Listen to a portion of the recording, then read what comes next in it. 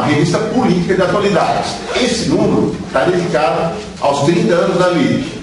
Né? Então, é um número bastante importante. E por que a gente dá tanta importância a isso, a uma corrente, né? Já fazendo hoje 30 anos? Porque nesses 30 anos, obviamente, é necessário dizer que o mundo mudou muito. Mas principalmente a esquerda mudou muito. Nesses 30 anos surgiram e desapareceram correntes gigantescas de esquerda. Né? Correntes que eram absolutamente majoritárias no movimento, simplesmente desapareceram ou se fragmentaram. O próprio stalinismo, né, que era uma potência 30 anos atrás ainda, hoje, apesar de existir uma caricatura do que era. Outros, praticamente, companheiros mais novos, nem sequer conhecem, como o maoísmo, por exemplo. Ou o sandinismo, que impactou corações e mentes de toda a juventude e uma boa parte da classe trabalhadora da América Latina quando da Revolução Nicaragüense. Né? São correntes que simplesmente desapareceram. Depois disso, o zapatismo, mais efêmera, mas também chegou a polarizar. Né? E a linha consegue se manter e hoje com uma nova dinâmica. Então nós vamos tratar um pouco dessa história, essa parte da atualidade. O Didi vai pegar, e eu, como conheci essa história, vamos dizer, acompanhei ela desde o primeiro dia, né, desses 30 anos, vou tentar narrar rapidamente um pouco dessa história. Depois abrir para perguntas e intervenções de companheiros. Pode ser assim? Tá? Então, seria a nossa forma de participar dessa campanha, principalmente aqui em Florianópolis. Esse é fundado em 82, né? Mas ela é fruto direto de uma corrente que surge na Argentina já em 44. O Manuel Moreno dirigindo essa corrente.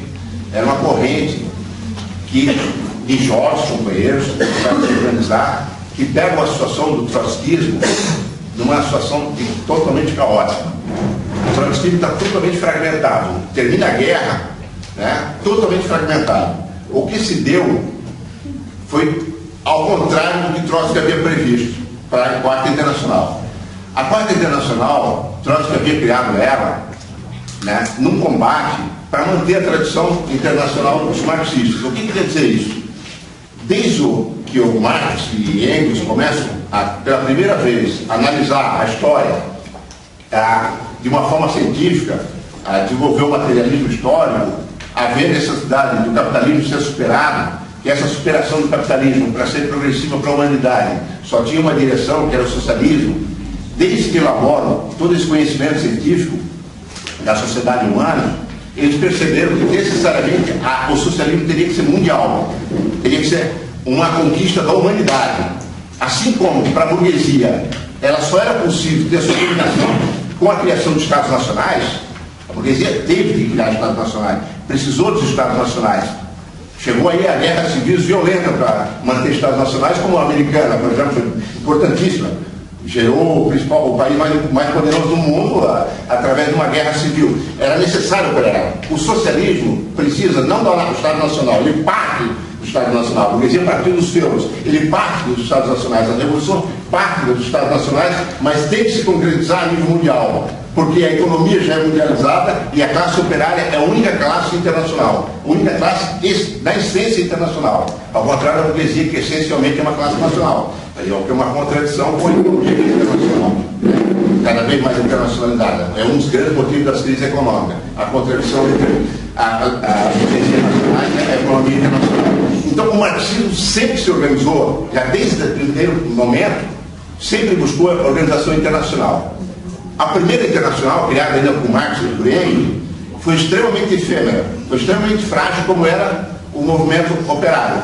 Logo, sofreu uma profunda derrota, ou uma derrota do movimento, não dela em si. Ela era muito fraca, cheia de divisão, anarquista, marxista. O marxismo teve que lutar teoricamente grandes batalhas contra o anarquismo, mas para não deter muito, né, o que é determinante, ela acaba com a derrota da Comuna de Paris. A Comuna de Paris, pela primeira vez, o proletariado toma o poder de uma cidade, cria uma comuna. Eu acho que a boa parte dos companheiros foi massacrada pelo exército alemão, né, que ajudou os franceses, a burguesia francesa, a massacrar os operários, né, e a derrota é tão aplastante, a contra-revolução que se abate sobre toda a Europa é tão aplastante que a internacional tem que fugir, vários dirigentes, muitos são mortos, né, uma boa parte são fuzilados na comuna, né, os comuneiros teve fuzilamento em massa, enfim, tentaram se deslocar para os Estados Unidos e tudo mais, mas não conseguem manter a organicidade. Depois, os marxistas percebem, quando retomam as mínimas condições, criam a Segunda Internacional. Essa é a internacional que vai se transformar numa internacional de massa, que vai fazer com que o marxismo organize o movimento operário europeu. É o principal movimento operário, praticamente o único organizado naquele período, século XIX, estamos falando, né? Rapidamente, ela vai dirigir as grandes lutas do movimento operário. É daí que vem a jornada de 8 horas, a licença maternidade, férias, são as grandes lutas reformistas. Ela não vai sucumbir por uma derrota do movimento operário, nesse sentido. Ela se fortalece muito e cria, e se acomoda e vai trair o movimento operário de uma forma extremamente violenta quando estoura a Primeira Guerra Mundial, em 1914. O internacionalismo dela, a essência dela é jogada na lata do lixo. Né? É jogada na lata do lixo. Os enormes partidos, com a enorme tradição, com a enorme representação, é jogada na lata do lixo da história, porque ela se divide, de vez dela ficar unida, todos os socialistas ser contra a guerra e cumprir o que sempre tinham ameaçado, que é, se a burguesia chamasse uma guerra entre os países da Europa, ela ia boicotar, ia chamar a greve geral para impedir a guerra. Não, cada país, cada social-democracia defende o seu país na guerra. A social-democracia alemã defende a Alemanha, diz que a Alemanha está certa, foi atacada. A da França defende a da França, assim por diante, e ajuda a burguesia a massacrar os trabalhadores. A burguesia não morre na trincheira, quem morre são os trabalhadores. É uma guerra terrível, a Primeira Guerra Mundial, catastrófica. Os revolucionários ficam na pior mesmo, no isolamento total. É meia dúzia de revolucionários aguentando as pontas lá, a maioria preso, porque quem era contra a guerra, imagina, quando o país declara guerra, todo mundo que é contra é perseguido e tudo mais. Mas no meio disso, dessa defensiva toda dos revolucionários, um partido consegue tomar o poder já em 17, apenas 3 anos, né? O que é uma vitória estrondosa. Essa vitória é tão grande, é tão estrondosa, que faz com que permita criar uma outra internacional, uma segunda dos espécies, que o traído, ela sai rapidamente e se constrói a terceira internacional. E aí com grandes aportes, com grandes conquistas teóricas, como ela é fruto de uma revolução vitoriosa. Então a necessidade dessa internacional ser centralizada, a necessidade dela ter partidos organizados com centralismo democrático, a luta contra o imperialismo, que agora já era claro que havia uma nova fase do capitalismo muito mais decadente, que é o imperialismo, muito mais perigoso, muito mais belicista, né, muito mais agressivo, mais destrutivo para a humanidade. Né? Então todas essas conquistas da Terceira Internacional incorpora, e é um período de grandes vitórias. Faz a Revolução Russa, um país gigantesco, atrasadíssimo, de mujiks, né, que são camponeses pobres, basicamente um país de camponeses, mas com proletariado concentrado em 2 grandes cidades, consegue dirigir uma revolução impressionante, com dirigentes geniais, simplesmente gênios, como Trotsky, né? E uma internacional. Só que esse país não pode ficar sozinho, tem que avançar na revolução necessariamente, e aí não consegue. A revolução é derrotada. A revolução alemã, fundamentalmente, que era o principal país da Europa e mais tradição do movimento operário, é derrotada. Primeiro em 19, depois em 23, 2 derrotas. Né? Com isso, e outros países aí, Hungria, depois está várias derrotas que não vamos entrar agora por causa, né? Com isso, a Revolução Russa fica num isolamento absoluto. 16 países invadem a Rússia. Né? Ela luta de uma forma impressionante, contra tudo e todos vence.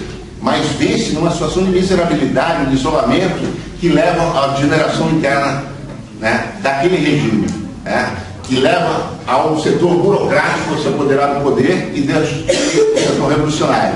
E esse setor vai destruindo, stalinizando, vai destruindo todas as conquistas e acaba destruindo formalmente, inclusive, a Terceira Internacional, em 43. Destrói a pedido dos aliados. O Roosevelt pede para o Stalin para ele acabar com a Internacional, para agradar o imperialismo. Mas antes disso, ela já estava morta politicamente pelos revolucionários, tinha feito os maiores absurdos. Primeiro, a traição da Revolução Espanhola, onde a classe operária em arma na mão tinha tomado o poder e a política criminosa do Stalin faz com que deixe que o Franco, e ajudado por Hitler e Mussolini, vença a guerra de uma forma absurda, não precisaria ter. Mas depois a traição que faz com que Trotsky decida criar uma nova internacional, que é a traição da Alemanha, onde o nazismo começa a crescer, cresce cada vez mais, ataca, destrói sindicatos, mata sindicalistas, destrói manifestações, e o PC se recusa a unificar o movimento operário para lutar contra o fascismo. Divide o movimento operário, enfraquece o movimento operário, diz que tanto faz nazismo, social-democracia, todos são iguais, abre o caminho de forma tranquila para o nazismo chegar ao poder no coração da nossa operária mundial, que era o proletariado educado por Marx e por Engels, né, pela Segunda Internacional, pelo marxismo, ainda que deturpado pelo reformismo, era a classe mais organizada que havia, e mais conquistas. Então, essa traição fez com que a oposição revolucionária que se mantinha dentro da Terceira Internacional rompesse e criasse a Quarta Internacional. E isso tudo num cenário que era, já eles previu que vinha uma nova guerra, muito mais violenta, 33, 38, 33 Hitler sobe ao poder, 38 se cria a nova Internacional, 40 começa a guerra, Stalin sabe da importância da Quarta Internacional. Quando estoura a guerra, uma das medidas mais contundentes de Stalin, uma das poucas efetivas para a guerra naquele momento foi mandar assassinar o Trotsky. Já tinha tentado várias vezes, mas agora é questão de vida ou morte, assassinar o Trotsky, porque sabia do perigo que era da guerra, a Quarta Internacional tomou o poder. E essa era a previsão do Trotsky. O stalinismo, uma traição atrás da outra. Na guerra, a revolução vai estar colocada, como na Primeira Guerra Mundial se colocou na Alemanha, foi derrotada, mas se colocou e na Rússia foi vitoriosa. Se a Quarta Internacional conseguisse construir a tempo, né, ela, quando termina, a guerra for se aprofundando, o sofrimento da humanidade vai ficando a tal ponto que a revolução vai estar colocada na maioria dos países, ou em alguns países importantes, e tem que ter uma direção revolucionária, porque o stalinismo vai trair a revolução. Só que, se por um lado isso acontece, a classe operária realmente tem condição de tomar o poder em quase todos os países importantes do mundo, todo o leste europeu, Itália, França, né, Grécia, tudo em armas, proletariado, a resistência dirigida, né, contra as tropas nazistas, tem o poder na mão quando termina a guerra. Se isso acontece por um lado, não é o trotskismo que dirige. O trotskismo é arrebentado com o nazismo, é muito fraco. O assassinato do Trotsky debilitou organicamente, politicamente, não conseguiu ter um fio de continuidade. E quem capitaliza, quem sai como grande vencedor, contraditoriamente, é o próprio stalinismo, porque a Segunda Guerra Mundial foi vencida pelos russos. Por mais que os americanos façam filmezinho até hoje mostrando que eles venceram a guerra, todo mundo sabe que eles foram os 20 milhões de mortos, quase igual ao Globo. A revolução estava nos calcanhares. Na própria Alemanha, que eles decidiram dividir em três, eles decidem juntar a parte da França e da Inglaterra, que controlar a Alemanha, e unificar e deixar ela livre para poder se contrapor, criar um arco divisório para reconstruir o capitalismo. Então, não há um ascenso dirigido pelos trotskistas ou pelos revolucionários.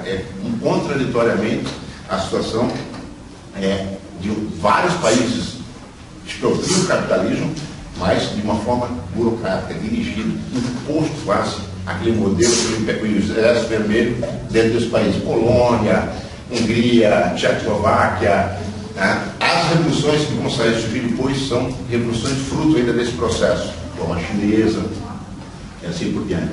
Bom, a Quarta Internacional fica paralisada, é uma direção jovem, muito brilhante.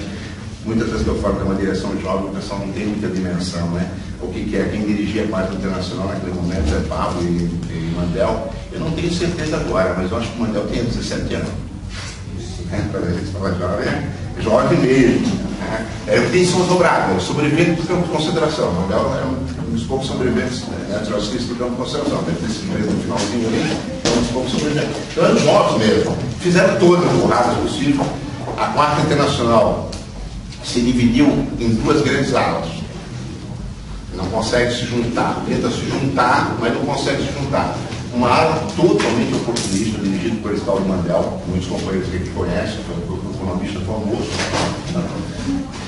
E uma ala, né, que é totalmente oportunista, tem uma política oportunista em relação aos PCs, e uma ala que é sectária, totalmente sectária, cria grupos absolutamente sectários. No Brasil são mais conhecidos como lobertistas. Hoje em dia não são mais bem sectários, mas falo rapidinho disso, que era na época MIBLU, que chamava no Brasil ESI, né? Como se chamou de o trabalho, a correta é o trabalho. Então, e uns grupos ingleses e franceses, ingleses também, grupos de diálogo chamado, que hoje em dia ainda existe. Esses grupos tinham uma posição sectária, fechados, pequenos grupos sectários, e os outros capitulavam. Sectário por quê? O movimento operário todo controlado pelo PC, fortíssimo, não conseguiu entrar no movimento operário. Então, os que queriam entrar, queriam a qualquer custo, acabavam entrando de uma forma oportunista, se submetendo à política do PC. E os outros, para se preservar, acabavam se isolando do movimento operário, porque eram seitas intelectuais, estudantes, e tal, não conseguiam entrar no movimento operário. Né? Contra essa situação do trotskismo, ele vai surgir na Argentina, um país naquele momento extremamente operário, lutador, né? A Argentina era um país rico, né? Um proletariado poderosíssimo, já muito mais forte que o resto da América Latina. Vai surgir uma corrente trotskista que diz: não, temos que ir ao movimento operário, temos que deixar de ser seita, temos que participar de todas as lutas, apoiar, botar os militantes em dentro das fábricas, trabalhar nas fábricas, parar de ser um bando de intelectualzinho, né, que eram os grupos trotskistas do modo geral, né, temos que atuar junto, mas ao mesmo tempo temos que manter os princípios. Então, certos que dizem que não temos que abrir mão dos princípios. Então, surge entre umas seitas bem sectárias e um setor capitulão, o stalinismo, surge essa corrente principista. A partir de 1944 ainda no combate. Mas dentro da Quarta Internacional. Esse combate, né, tinha um grande partido trotskista que não se metia muito nisso. É como se não tivesse com eles, que era o SWP americano, que nos ensinou muito, eram grandes dirigentes, mas não se metia com o política internacional, ficava só nos Estados Unidos. Né? Isso não dá certo. Não dá certo. É a negação de tudo do internacionalismo. Tanto que esse partido se acabou, praticamente não existe mais. Foi uma potência. Mas acaba capitulando um partido nacional, não é só que a revolução tem que avançar, ele não consegue se construir, porque as pressões nacionais são muito fortes. Imagina só que fosse um partido só brasileiro, por exemplo. Durante o auge do PT, do governo Lula, da Dilma, é muito difícil resistir às pressões e não capitular a essas pressões. Mas se você tem partidos de outros países do mundo, que vem de fora, que ajuda a elaborar, você tem uma visão, pô, mas esse governo vem de outro ângulo, vê a realidade de outros países. Hoje, por exemplo, você não levar em conta a experiência da Grécia, você não entende nada no mundo. Se você não levar em conta o que está acontecendo na Europa, você vai achar que a Dilma vai governar durante 20, 30 anos, que o PT vai ser forte durante 50 anos, mas não é nada disso. Está errado, né? Tem que levar em conta a Grécia, a Espanha, o que está acontecendo no mundo. Entende? Então, esse partido americano, a tendência de ser nacionalista nos Estados Unidos é muito grande, né? O país mais forte do mundo, coisa e tal, se bastar a si próprio, nesse sentido nacionalista. Acabaram generando. Então, essa corrente de Moreno que vai manter a bandeira do princípio, né, do internacionalismo, e vai lutar desde o primeiro momento para reconstruir a Quarta Internacional. Né? A reconstrução da Quarta Internacional, mas uma Quarta Internacional operária, internacional, que funcione de fato, não que seja uma junção de grupos, mas que tenha um centro, que tenha uma capacidade de elaborar, de intervir, de mandar gente. Começa a funcionar cada vez mais assim. Por exemplo, a história da Revolução Portuguesa de 75. Acho que fora eu e o Jorge aqui, muito pouca gente deve lembrar disso, né, Jorge? A Revolução Portuguesa de 75, uma revolução fabulosa. A gente não tinha partido lá em Portugal, mas manda um grupo. Aqui no Brasil era uma ditadura. Tem ainda. O bicho pegava ainda. Era, 75 a ditadura era bem fechada. Foi 3 companheiros aqui, vários companheiros da Argentina se deslocaram para morar em Portugal, de onde saiu um dos companheiros que vocês conhecem muito bem, o Valério Arcari. Desse processo que sai o Valério Arcari, outros companheiros portugueses, o Gil, que tem até nessa revista um artigo grande sobre a fundação do novo Partido Português, o MAS, e lá fala, um pequeno grupo de secundarista, que começou na Revolução dos Escravos de 75 e se aproximou, foi esse companheiro brasileiro argentino que aproximaram ele dessa corrente, lá em Portugal. Que é o Valério, que é, como eu já falei, o Gil, esse pessoal. Então, companheiros, nesse período, a gente foi ficando cada vez uma tendência dentro dessa internacional, o mandelista era a maioria, muito oportunista, e as seitas ficaram fora da internacional. Diz ele, Mandel não dá, é um oportunista, ficaram de fora. Mas também impotente, porque nós propunhamos criar nada no lugar. A gente ficou. Acontece uma nova revolução muito importante, que é a Revolução Sandinista, na Nicarágua. Nessa revolução, e aí é uma das coisas mais impressionantes que talvez a gente tenha feito na nossa história enquanto corrente, a gente, quando a gente estava lutando, já tem uma luta aberta, tipo está hoje na Líbia, vamos dizer, não era tanto bombardeio, coisa e tal, mas não, um processo de guerra civil, a gente criou uma brigada para ir lutar lá para ajudar os sandinistas. Uma brigada extremamente abnegada, um companheiro lutador basicamente da Colômbia, mas com de outros países, né? E foi lá lutar e ajudou os sandinistas a tomar o poder. Né? Só que, quando terminou de tomar o poder, a gente saiu criando sindicato. Eu me lembro que o companheiro contava assim: alguém de vocês já criou algum sindicato aqui no Brasil? Eu falei, não, criou uma oposição ao sindicato, ninguém criou, não. Pô, eu num dia só criei 5. Né? Eles saíram reorganizando, a classe lá não tinha nada de organização. E a Frente Sandinista não mostrou nada disso. Né? Ligado ao stalinismo, expulsou todos os trotskistas e a corrente da nossa Internacional Mandel apoiou a expulsão. Aí não dava mais, a gente estava do lado oposto da barricada. Aí apoiou. E a única corrente que se solidarizou com nós foi o Robertismo. Né? Aí era uma seita. No Brasil eles não participavam do PT, porque era tudo um partido PT, tudo veio o PT agora, aí, para hoje, o PT da noite. Eles eram pela extrema esquerda, uma seita. Aí, se aproximando de nós, e tal, a gente começou um processo de discussão, muito preocupado, porque os caras, no Brasil, você tem que entrar no PT, tem que entrar na CUT, que é isso? E vai. Não deu certo a sonificação. Não deu certo porque começou a ver que toda essa cobertura ultra-esquerdista, na verdade, cobria uma política de capitulação. Não o stalinismo, que nem Mandela, mas a social-democracia, como existe até hoje no PT, aqui no Brasil. Eles capitulavam a social-democracia, que era muito forte mais planetária, na França, que é a central dele. E aí não deu certo a unificação. E nesse processo a gente viu, não dava mais para ficar sendo uma corrente internacional. Então quando não dá certo essa unificação, que era um processo importante, que a gente cria a LIT.